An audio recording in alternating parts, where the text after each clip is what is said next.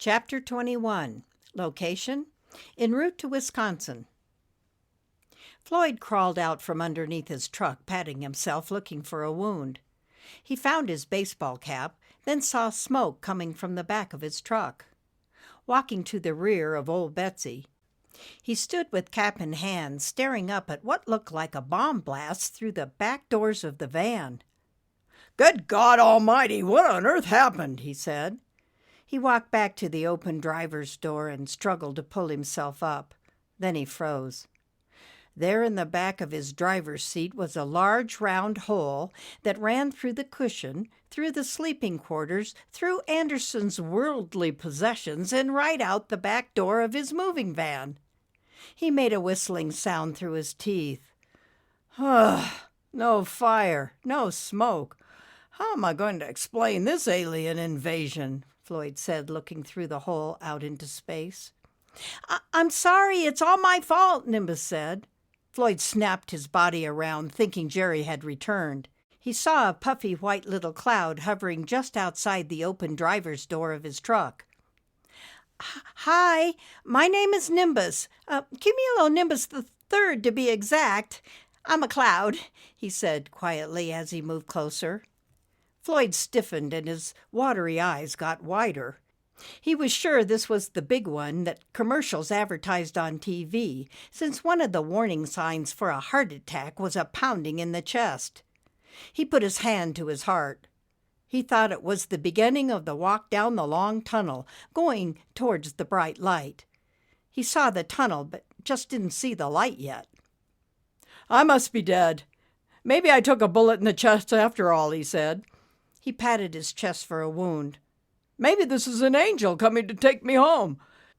It doesn't look like an angel, but then I've never seen an angel before, so who am I to question my maker?" Floyd kept babbling on, pulling a handkerchief out of the back pocket and mopping his face. "If he sent an angel and it looked like a cloud, so be it. I might need to see something more familiar, but then it could be an alien. Makes sense. We are in the desert and—" Excuse me. Hello, Floyd. I don't want to scare you, but— "Oh, see? What did I tell you? He knows my name. I must be dead." "Floyd, you're not dead. You're all right," Nimbus said, still hovering at the driver's door. "How can I be all right? Oh, then I must just be dying, right? And on the way out. Come on, let's get it over with." "What?" "You can take me now. Where's the spaceship? Oh, is that the tunnel? Am I supposed to crawl through that?" He pointed through the hole in his seat. "The tunnel?" Nimbus turned and looked through the tunnel out the back of the truck. "Oh, I am so sorry about that." "It's not a tunnel, huh? Then it must be a spiraling wormhole I heard about." Floyd sucked in his breath and froze as Nimbus entered and floated past his chest to hover in the passenger seat. His eyes widened and fixed straight ahead with the same intensity like when he had tried to shoot a deer hunting as a boy. Both had just stared at each other until the deer got the courage to dart off. "I'm just a cloud," Nimbus continued. "I know you've never seen a talking cloud before, but don't be scared. I am really nice to people." Floyd laid his head back in the hole in his seat and sighed. Nimbus continued explaining his story, explaining why he was hiding in Floyd's truck in the first place. Floyd didn't move. "And since I was suspended from Thunderhead School, I convinced my dad to let me try Rainbow School, and I was really good, but—" Floyd drifted in and out of consciousness. "So when Archangel Michael offered me a job, I couldn't believe how good I did with Esmeralda winning the—" Floyd started blinking and pulled his head out of the hole and looked at Nimbus. "And can you believe that Taylor's grandmother actually showed up? What a success, right? Now I'm an Angel Associate Level 1. You are my assignment, and that's going to make me a Level 2. So here I am. I'm supposed to help you find your son before you die.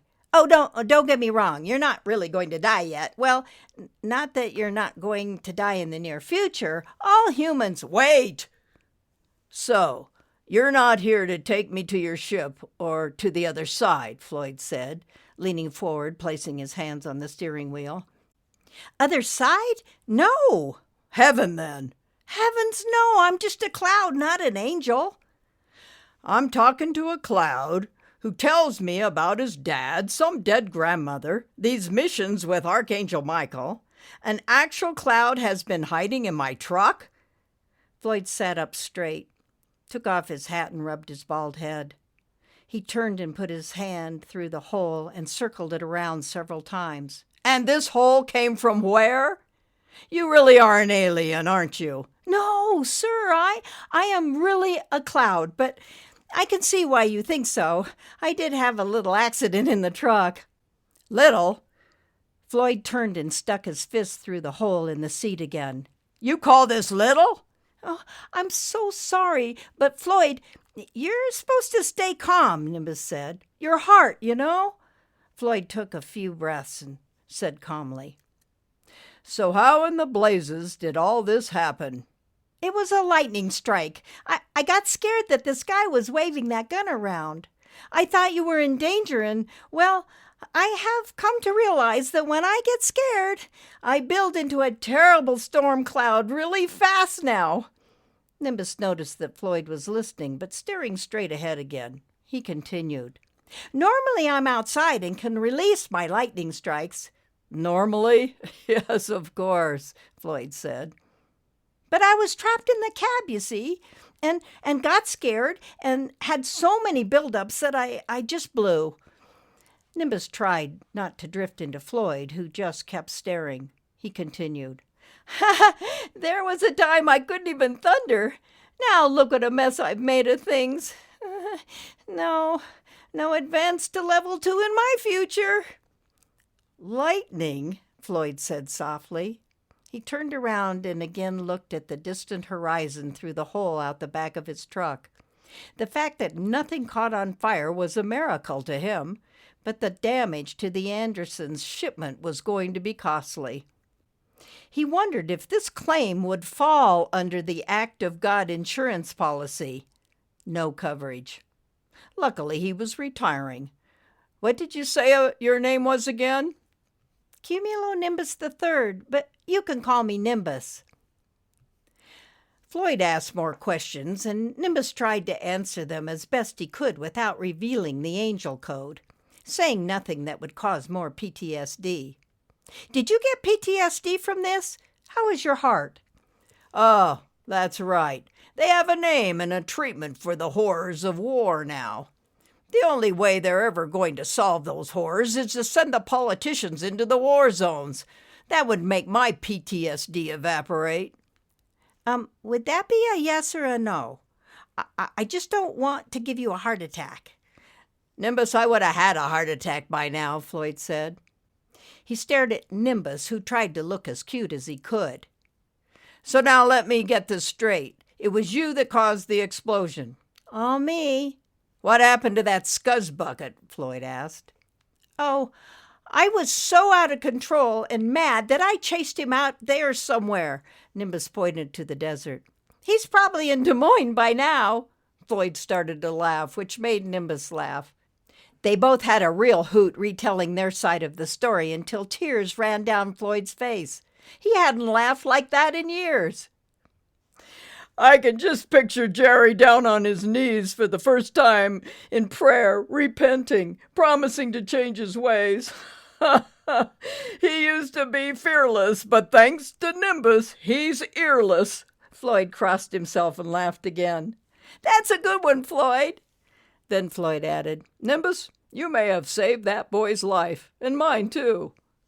But look at your truck and all of the Andersons' worldly possessions.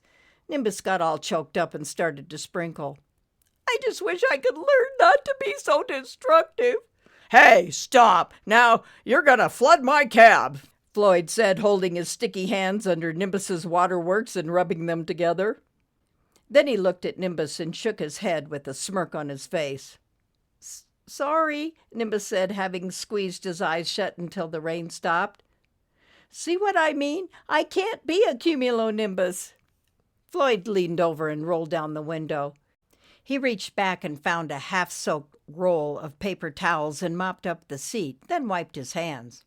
Look, You are who you are. You can't change the spots on a leopard or the stripes on a zebra.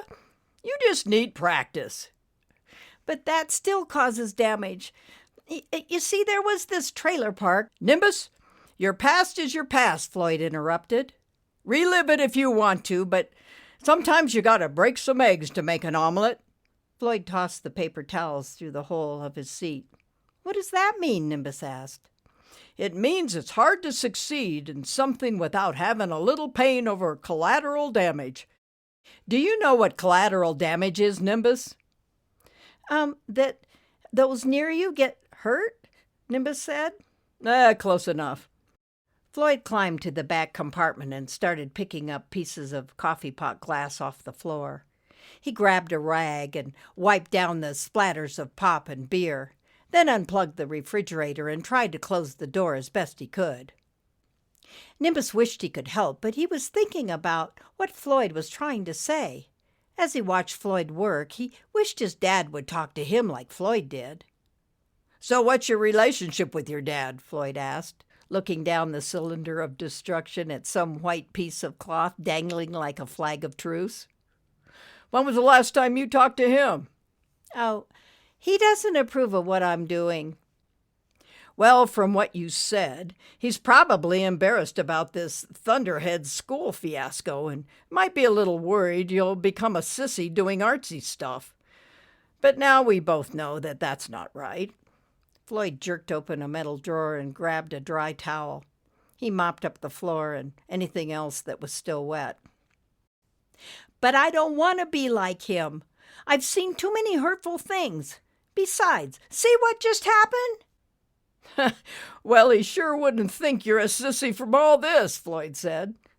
Now this is a real work of art. He nodded his head towards the hole. You just need to practice, that's all I'm saying. And this truck needs a good wash at Rose Nell's truck stop. Let's get moving. It's not a work of art to me, Nimbus said. You don't understand. This is not an omelet at all. It's just a lot of broken eggs. Oh, you're such an egghead. You know that? You just need to learn how to cook. Floyd struggled back into the driver's seat and started the engine. Maybe step into your dad's shoes. A father goes through a lot of anguish raising his son trying to teach him. But Dad and I can't talk because he doesn't listen, Nimbus said, feeling like he was going to dissipate. He floated closer to the open window, needing some air. Let me tell you something. When my son Ricky came home from the hospital, I had great plans for him, just like your dad. I wanted him to be a lawyer. You can never go wrong having a lawyer in the family. I mean, since there are so many rules and regulations, and with lawyers charging what they do, being a lawyer kills two birds with one stone, don't you think? Do you get my point? Nimbus nodded and didn't say a word. He was remembering why he was there for Floyd in the first place. It wasn't about Nimbus and his dad. It was about Floyd and his son. But all this lawyer talk was confusing him. Ricky could have handled all the lawsuits and the divorces I was going through and then send me a bill marked, "Free of charge, Dad." Is Ricky a lawyer? Nah. As soon as he turned 18, he enlisted in the Army. But I didn't see him much after he and his mom left when he was 13. I did hear through the grapevine that he was married and had a son. Went to school on that GI Bill and got a good education in business. Business. Go figure. You've got to be proud about that. I tried to call him when the baby was born, but he blew me off. He became some fancy banker and didn't have time to see me. Nimbus thought about what to say. So it is a good thing that you're going to visit, right? We can only hope.